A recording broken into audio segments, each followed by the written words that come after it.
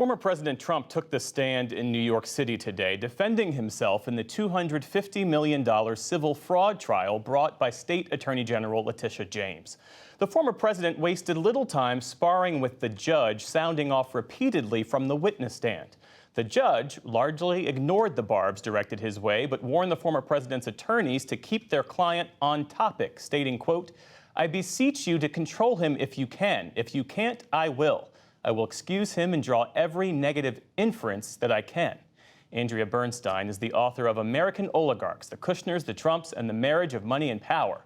She's been in the courtroom covering the trial for NPR, and she joins us now. Andrea, it's great to see you.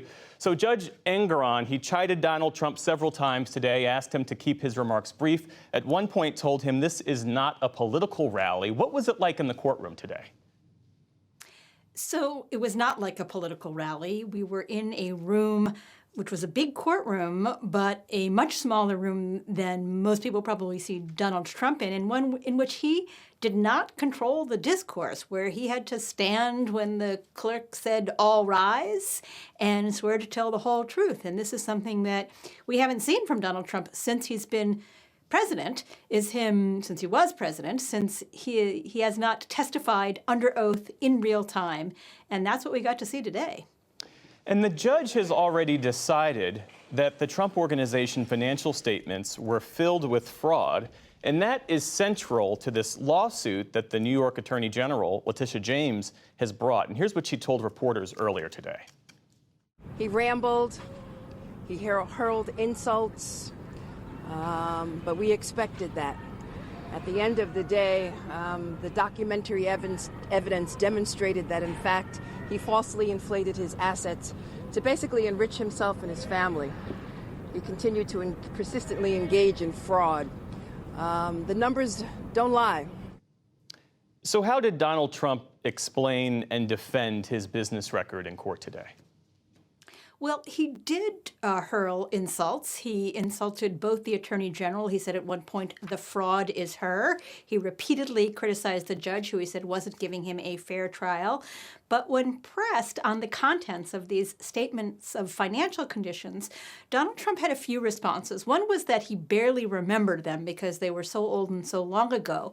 But one thing he did remember clearly is that there was what he called a worthless clause, a disclaimer, which he said meant the bank should be checking his works, that he was somehow not responsible for the content of these statements of financial condition. And we've seen during the trial that they were laboriously put together. So he was on the one hand saying they weren't important, and also saying he had nothing to do with them. They were done by his accountants, for whom he wanted to make it clear they were very expensive, he paid a lot of money, and they came at a high price. Well, Donald Trump also spoke to reporters upon exiting the court. Here's what he had to say. I think you saw what I had to say today, and it was very conclusive. Everything we did was absolutely right. To think that we're being sued and spending all this time and money, and yet people being killed all over the world, that this country could stop.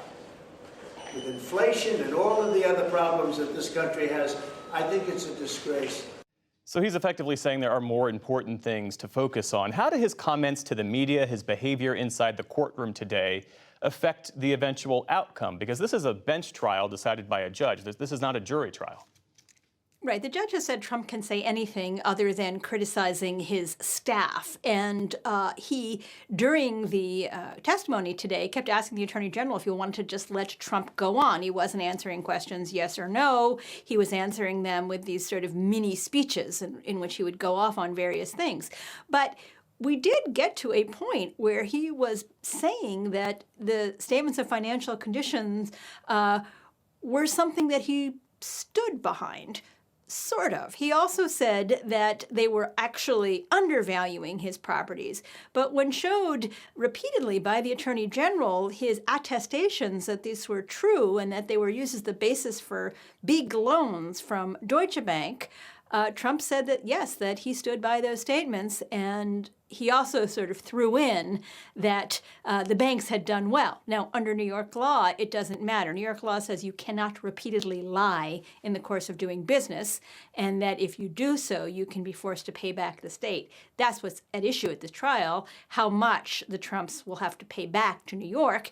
The AG wants $250 million, which is obviously a sizable amount for any person, especially for Donald Trump, who doesn't like to pay anything that he doesn't feel that he is required to pay. Well, Andrea, how does Donald Trump's testimony today, how does that square with what his sons, Don Jr. and Eric Trump, told the court last week? Because they were saying that they had no role, no idea what was happening. It was all the Trump Organization accountants and lawyers. And Donald Trump, on the other hand, is saying that, yes, what was provided was accurate. Well, Donald Trump, I mean, I do want to say that Donald Trump did say that they were undercounts, undervalues. His properties, he felt, were beautiful properties worth far more than came up in these appraisals. But one of the things that was interesting is the way he pointed to his younger son, Eric Trump, who was essentially running the company while he was president and has been doing so. And he said Eric was making the decisions. So there's a little bit of tension there because Eric Trump was saying, well, this was on the accountants, it was on the lawyers. That is also what Donald Trump Jr. said. But somebody is running this international company. Somebody is making the decisions. And that is ultimately how the judge is going to have to determine it, whether there was a conspiracy by Donald Trump and his two older sons, as well as some other Trump employees, to create these repeated and persistent lies about the value of their assets over the years, which they then use to certify bank loans, to certify insurance claims. That, under New York law, is what the law says you're not allowed to do. Andrea Bernstein, our eyes and ears inside the courtroom today. Thanks so much. Thank you.